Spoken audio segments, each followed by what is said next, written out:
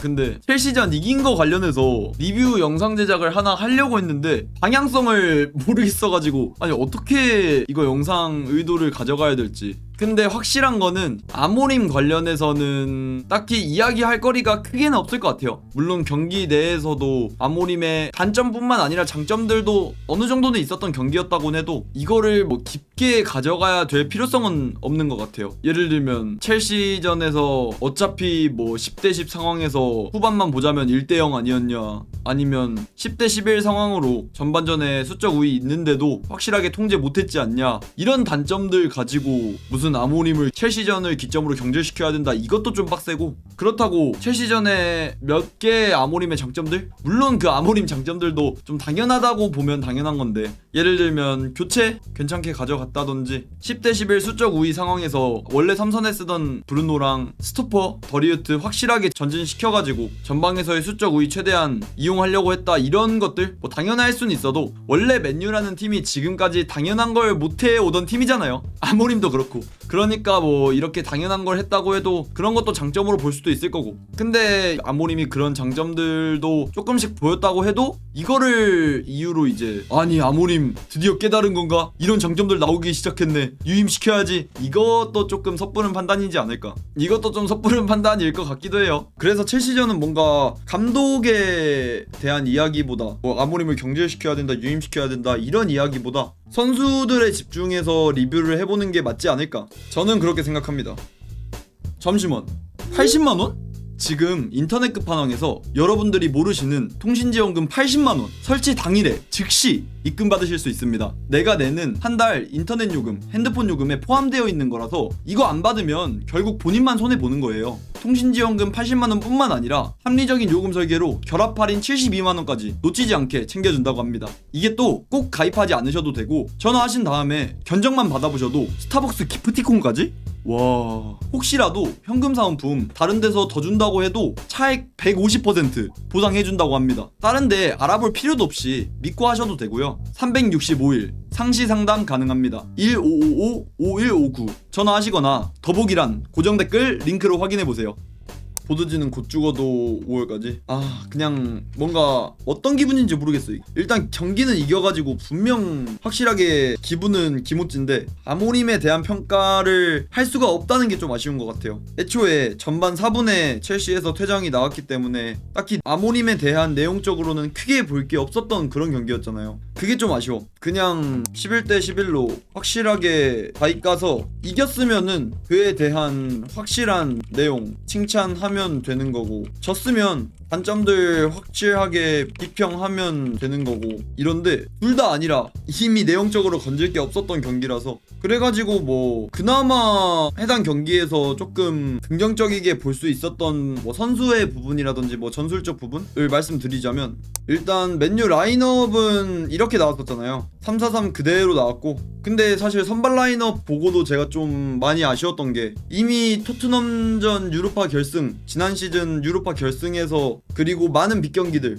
심지어 가장 최근 맨더비까지도 실패했던 라인업을 거의 그대로 들고 와가지고 그게 조금 아쉬웠긴 했어요. 이미 실패했던 그런 전술인데도 그냥 선수 몇 명만 바꾸고 시스템은 그대로 유지한 채로 우가르테에서 카세미로 바뀌고 맥과이어 하나 바꿔 놓은 다음에 시스템은 그대로 유지하면서 이미 실패했던 전술을 가져왔던 게 조금 아쉽지 않았나. 만약에 11대 11로 싸웠다면은 또 모르겠어요. 이미 실패를 계속해서 해왔던 전술이다 보니까 11대 11로 싸웠다면 모르겠는데, 일단 첼시가 한 명이 퇴장 당하기 전에도 더리우트의 움직임이 되게 돋보였었죠. 특히 이제 브루노까지 박스 쪽에 많이 붙이면서 오히려 전방에서 수적 우위를 많이 가져가기 위해서 카세미르, 맥과이어, 루크쇼가 후방을 받쳐준다고 치면 오히려 더리우트까지 오른쪽 측면이라든지 아니면 심지어 이런 오버래핑 뿐만 아니라 언더래핑까지 더리우트가 가져가 주면서 이 우측 전방에 수적 우위를 엄청 가져다 줬어요. 그러면서 이쪽에 오른쪽 공간에 수적인 과부하를 만들어 놓으면서 상대 첼시 수비진이 이 위쪽 공간으로, 우측 공간으로 쏠린다면 이 왼쪽 공간, 빈 공간에서 아이솔레이션 많이 만들어내기도 했고, 그리고 특히 이제 원래 기존에 완벽하진 않았던 반대전환 패스라든지 이런 것도 이번 경기에선 꽤 나왔고, 그러면서 도루구랑 아마드 쪽에도 꽤 괜찮은 기회들이 왔긴 했어요. 물론 이제 도루구 크로스 퀄리티라든지 이런 걸로 인해서 확실하게 공격 찬스가 나온 건 많이 없는데 이런 장면 많이 나왔고, 특히 이제 더리우트가 이렇게 움직여주는 게 전반 4분에 첼시가 퇴장 한 명 당하기 전에부터, 물론 표본이 너무 작아서 전반 4분밖에 안 됐기 때문에 이걸 일반화할 순 없겠지만 그래도 확실하게 이런 움직임이 나온 건 나온 거니까 전반 시작하고 4분 동안 계속해서 중원 공간에서도 이 미들블록 계속 포켓 공간도 더리우트가 먹어주고, 압박할 때도 튀어나오는 수비, 근데 그렇게 튀어나오는 수비의 성공률도 되게 높고 퀄리티도 되게 괜찮고, 그러면서 가운데에서 중원 싸움 해주는 것 뿐만 아니라 이런 아까 제가 말씀드렸던 공격적인 움직임들 더리우트가 많이 가져가 주면서 균열을 만들어냈던 게 커요, 전반에. 그래서 전반 4분 딱 경기력만 보자면 이미 맨유가 압도하고 있었던 그런 경기력이었다는 거. 전반 4분 기준입니다. 11대 11로 싸웠던 전반 4분만 보면 맨유가 계속 압도를 했죠, 이 더리우트 시프트로. 딱 더리우트 움직임 보니까 스팔레티가 나폴리 시절에 김민재 선수 썼던 그 느낌이 되게 많이 나더라고요. 특히 이제 튀어나가는 수비하면서 중원 싸움을 오히려 스토퍼가 해주는 그런 느낌이라든지, 이런 측면 공간 오버래핑 해주고 그리고 언더래핑까지 해주고 하면서 공격 가담하면서 순간적으로 수적인 우위 가져다 주는 거라든지, 스팔레티가 김민재 쓰던 방식하고 좀 유사하다고 전 느꼈어요. 그리고 감독에 대한 얘기 최대한 지양하기로 했으니까 선수에 대한 얘기 해보자면, 맥과이어 선수가 물론 원래 단점이었던 그 발밑의 불안감이라든지 몇 번씩 말도 안 되는 실수들 보여주긴 했어도, 맥과이어가 들어옴으로써 더리우트가 가운데 스위퍼를 안 보고 스토퍼를 보고 이런 공격적인 장점들을 극대화할 수 있었잖아요. 더리우트를 스토퍼로 쓸 수 있다는 장점을 맥과이어 기용으로 인해서 가져다 줬다는 거, 그게 맥과이어 선발 이유에 대해서는 해당 부분이 되게 주요했다고 보고요. 그리고 이제 이거는 한 명 빠졌을 때의 상황이긴 한데, 첼시 선수가 한 명이 빠지면서 전반전이죠, 맨유가 한 명 더 수적인 우위를 가지고 있었고, 그러면서 이제 브루노가 좀 더 프리해졌다는 거.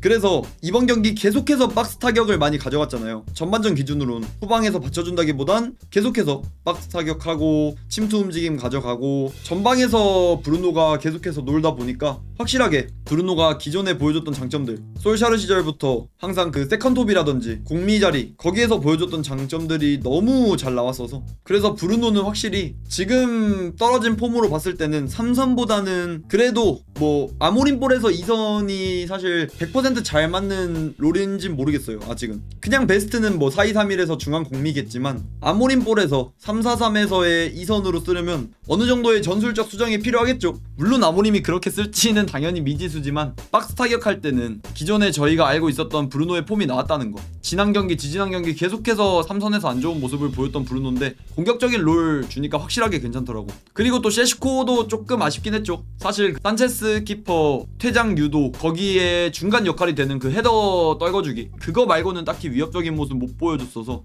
그냥 아모림이 이 선수를 어떻게 쓰려는지 모르겠어. 사실 라이프치히에서 셰시코를 가장 잘 썼던 거는 딱 그 골게터 느낌으로 써야지 셰시코의 장점이 가장 잘 드러났었거든요. 근데 그게 아니라 맨유가 전반전에 10대 11로 우위를 가져가고 있음에도, 그런데도 셰시코를 계속 측면 쪽에 침투를 시키던가 이런 모습이 좀 많이 나오더라고.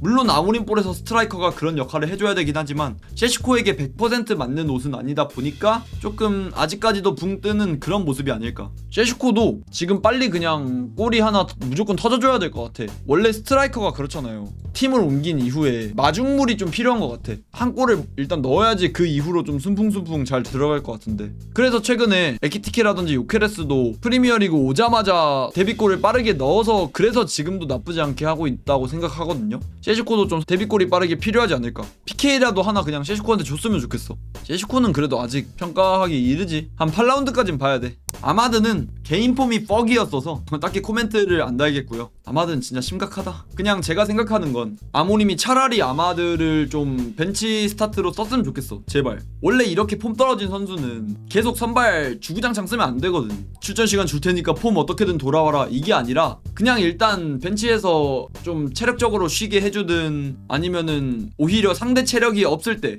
후반전에 아마드를 투입시킴으로써 좀 더 괜찮은 그런 퍼포먼스를 낼 수 있게 해주는 그런 식으로 선수의 폼을 올려줘야 되는 거란 말이야. 심지어 리버풀도 지난 경기 비르츠까지도 폼이 안 좋기 때문에 벤치로 내렸었단 말이에요. 그 2천 몇백억 비르츠까지도. 그런 거 보면 말 다 했지. 아마드도 좀 벤치 스타트 하면서 폼 좀 끌어올려줘야 되지 않을까. 그리고 도루구 얘기를 좀 하고 싶었는데, 도루구가 좀 너무 비판의 화살이 많이 가해진다는 느낌이 저는 개인적으로 들었어요. 여러분, 도루구 생각하셔야 되는 게 04년생이에요 04년생. 심지어 이적료도 한 3천만 유로 그쯤? 그런 선수한테 뭘 더 바래야 되나 싶긴 해요. 저는 사실 도루구가 1대1 치는 상황이 많잖아요. 원래 스포르팅에서 아모림볼에선 윙백은 그냥 도구 역할이었어요. 원래 윙백이 1대1 치는 상황이 많이 나오면 안 돼. 1대1은 이 이선들, 아마드, 은베모 그리고 쿠냐, 이런 선수들이 상대 수비랑 맞닥뜨려야 되는 거지. 도루구한테는 원래 이런 상황이 오면 안 돼. 그냥 아모림볼에서 윙백의 역할은 측면폭 벌려주고 그 다음에 볼운반 어느 정도 해주고 그냥 그 정도예요. 측면폭 벌리면서 이제 중앙 집중적으로 공략하는, 양쪽 윙백들이 측면폭 이렇게 벌려주면 상대 수비진도 좀 더 벌려서 설 거고,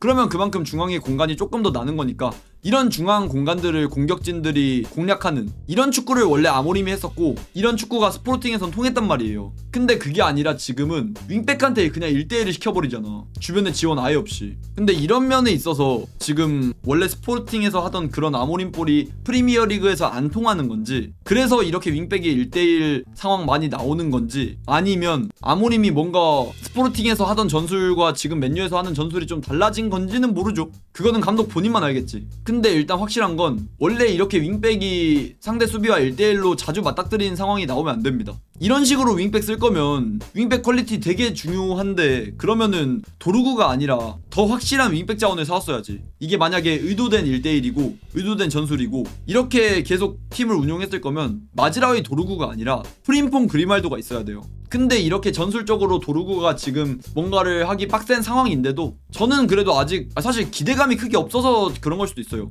제가 아까 말씀드렸던 대로 04년생인 도루구, 그리고 이적료도 그래도 비싸진 않았던 그런 선수라 뭘 더 해줘야 되나 싶긴 해. 오히려 도루구가 아니라 셰슈코, 은베모 이런 선수들에게 뭔가를 더 바래야지. 도루구에게 너무 많은 비판의 화살이 가해지는 게 아닐까 하는 게 제 생각입니다. 그리고 카세미루 뻑큐고요. 카세미루 아마도 쓰레기통 여기 넣어놓겠습니다. 그리고 그나마 또 말할 게, 바인드르 사실 킥감 좋은 거는 제가 이번 시즌 내내 계속해서 말했던 거라 그걸로 또 산체스 키퍼 퇴장시키는 기점이 되기도 했고, 이건 제가 항상 언급드렸던 거라 이제 그만하겠습니다. 입이 아파가지고. 바인드르 킥감 되게 괜찮고, 이번 경기도 뭐 딱히 뭔가 모난 부분은 없었고, 은베모 쿠냐는 경기력 꾸준히 괜찮긴 함. 그쵸, 결국 지난 시즌에 애초에 리그 베스트급으로 이미 활약을 했었던 검증된 선수들이라. 특히 이제 은베모보다도 저는 쿠냐가 진짜 지금 맨유에서 완전 메인인 것 같아서, 원래 이적할 때부터 저는 말을 했었고, 은베모보다 쿠냐가 훨씬 더 레귤러한 좋은 폼을 보여줄 거라고 했었고, 확실히 쿠냐가 저점이 높아. 매 경기에서 기복 없는 플레이를 좋게 보여주기도 하고, 지금 맨유에서는 쿠냐가 완전 메인인 것 같아. 오히려 브루노보다도. 근데 또 이번에 부상 복귀했는데, 첼시전에 그때 비도 엄청 많이 왔는데도 아모림이 바로 넣어줬던 거 보면, 아모림 원래 부상자들 대했던 거 생각하면 쿠냐 다음 경기부터는 바로 선발로 나올 수 있을 것 같아요. 마운트도 그렇고. 쿠냐, 마운트는 바로 선발로 나올 수도 있지 않을까. 둘 다 계속 폼이 좋던 선수니까 이번 시즌. 그래서 좀 기대를 걸어봐야겠죠. 근데 그에 비해 달롯은 아직이라는 거. 리산바도 한 달 정도.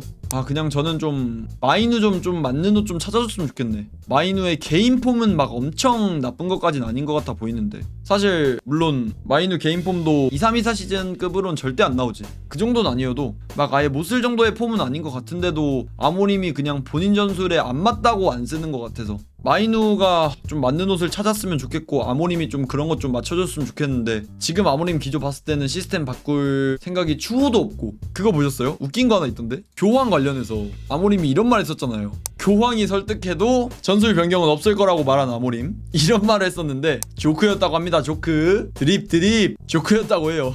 교황보다 아모림 전술을 빨리 바꾼 남자 카세미르. 45분 만에 아모림 전술 바꿔버렸긴 해. 야, 이 씨 아모림 미친놈아. 투미들? 언제까지 투미들 쓰나 보자 하면서 이제 바로 그냥 전반전 퇴장으로 후반전 쓰리미들 그냥 라인 낮게 내려서게. 교황 위에 있는 남자 카세미르.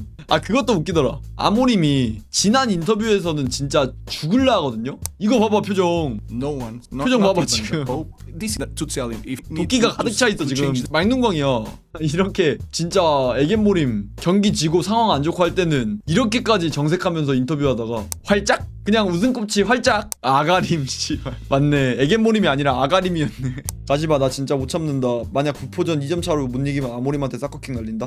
근데 그게 중요한 게 1점 차이더라도 경기력이 중요해. 뭔가 몇 점 차이 이런 것보다도. 이제 첼시전 승리했으니까 남은 경기가 부포전 그리고 썬더랜드전 그리고 리버풀전. 부포전 이긴다고 해도 경기력으로 확실하게 찍어 누르면서 이기는 게 중요하지. 근데 만약에 예를 들면 뭐 패배 무승부 한다? 이러면 또 경질이고. 첼시전은 그냥 빼놓고 봐야 돼. 아모림 평가에서 지금 아모림이 아스날전 패, 풀럼전 무승부, 그림즈비 패, 벌리전 승, 맨시티전 패, 첼시전 승 이 정도잖아. 근데 첼시전은 솔직히 빼놓고 봐야 돼요. 진짜 이건 어쩔 수가 없어. 내용을 찾을 수가 없었던, 이게 물론 아모림 때문에 내용을 못 찾았다는 게 아니라 상황상 아모림에 대한 평가를 내릴 수가 없는 경기였어서 첼시전 빼고 보자면, 그러면 이제 브랜드포드전이랑 썬더랜드전인데, 브랜드포드전 만약에 패배, 썬더랜드전 무승부 한다고 치면 이러면은 7경기 1승인데 이러면 경질 바로 때려야지. 근데 그게 아니라 사실 뭐 예를 들면 승무라든지 아니면 패승 이렇게만 돼도 보드진이 안 자를 것 같아서 그게 좀 문제긴 해. 보드진의 기조 봤을 때는 브랜드포드전, 썬더랜드전 두 경기에서 승리 하나만 해도 안 자를 것 같아. 뭔가 느낌이. 근데 여기서 만약에 안 자르면 리버풀전 당연히 패배가 정배인데 이게 승률이 답도 없긴 한데, 제 생각에는 아모림이 무조건 승승은 가져가야 된다 생각해요. 브랜드포드 썬더랜드면 주축 다 빠진 브랜드포드인데, 그리고 썬더랜드도 잘한다고 해도 승격팀이니까 아모림 입장에서 여기서 승승 안 가져가면 무조건 전 경질해야 된다 봅니다. 아모림 봤을 때 한 경기라도 못 가져가면 전 바로 경질해야 된다 봐요. 근데 그게 아니라 보드진이 두 경기 중에 승리 한 경기라도 가져가면은 아모림 경질 안 시킬 것 같아서 그게 문제지. 근데 어쨌건 이번 첼시전은 아모림 뭐 딱히 엄청나게 비판할 필요도 없고, 그렇다고 아모림을 엄청 올려치기 할 필요도 없고, 그런 경기였던 것 같아요. 그냥 승점 3점 쌓고 버리우트 폼 좋은 거 확인했고, 이런 거 그냥 긍정적인 거 가지고 가면 되지. 아모림에 대한 평가는 내릴 수가 없다는 거, 이번 첼시전.